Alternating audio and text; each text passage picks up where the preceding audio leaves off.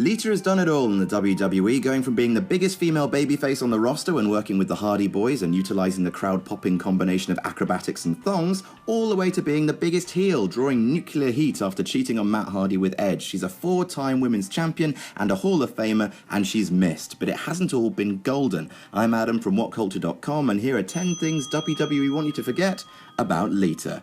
Number 10, showing a boob on Raw. The live sex celebration. Now this was originally going to be number 1 because it's two people having sex on air in a bed surrounded by thousands of people who just did not know what to do with themselves.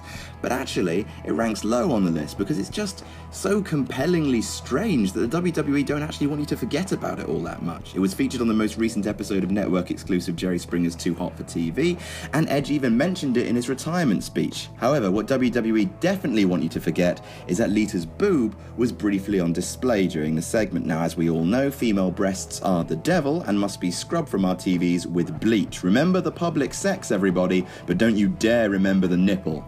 Number 6, she debuted in ECW. Now this is perhaps something that younger fans won't know, but Lita didn't debut with the Hardy Boys. She didn't even debut with S.A. Rios, the red-headed dude that no one remembers. In fact, Lita's debut working for a major promotion was with ECW, Lita Conranering dudes for Paul Heyman way before she was doing it for Vince. In 1999, she made her first appearance as Miss Congeniality, the girlfriend of Danny Doring, who looks like Owen Hart's frat boy brother. She then wrestled as Angelica, even getting elbow dropped through a table by Sabu. Now, she was part of the original Team Extreme. But this isn't a blot on her career, don't think of it like that. But WWE like to think that they discover all their talent, so they prefer you to think of her as Lita and nothing else. Number 8, she was a hoe. Choo-choo, all aboard the hoe train. Now, as you know, The Godfather would comport himself with a travelling harem of ladies who didn't mind appearing in front of a live crowd dressed as actual literal hookers. The first appearance by Lita in the WWE? Yep, she was one of the scantily clad babes that Godfather would offer to people in exchange for money and favours. Now, call me crazy, but I don't think this was part of her Hall of Fame induction package. Number 7, being fired by Bischoff. In 2002, Lita cracked several vertebrae in her neck whilst filming Dark Angel, aka Powerless in Seattle. Whilst recuperating, Lita stuck around on TV, even acting as female commentator on Sunday Night Heat.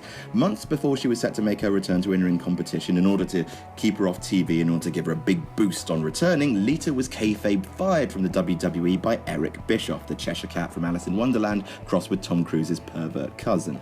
Now that's fair enough, good way to get heat on Bischoff and good way for Lita to disappear, except what he fired her for, which was refusing to follow in Tori Wilson's footsteps and pose nude for Playboy. Wow. Okay, there's being a bad boss, and then there's firing someone for exercising autonomy over their body. That would not be okay today, and shouldn't have been okay back then.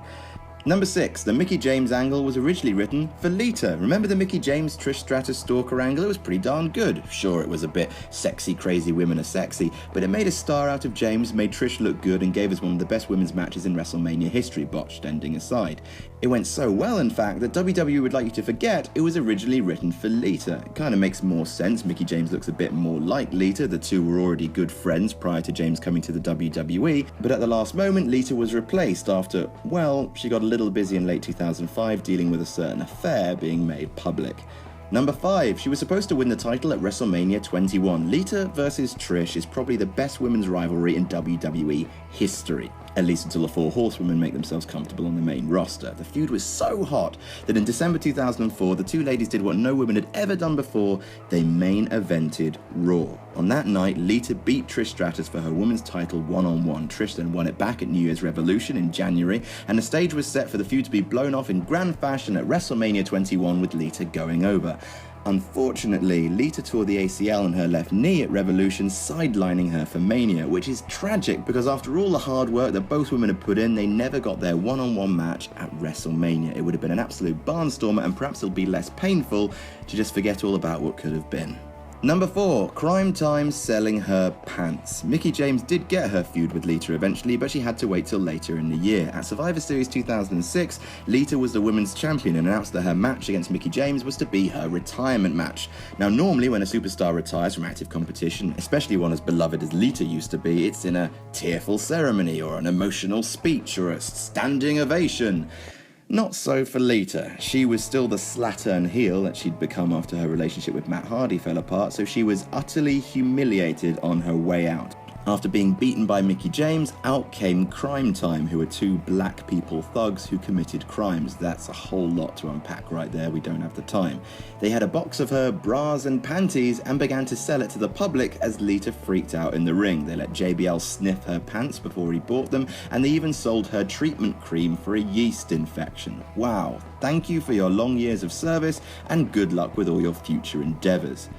Yikes.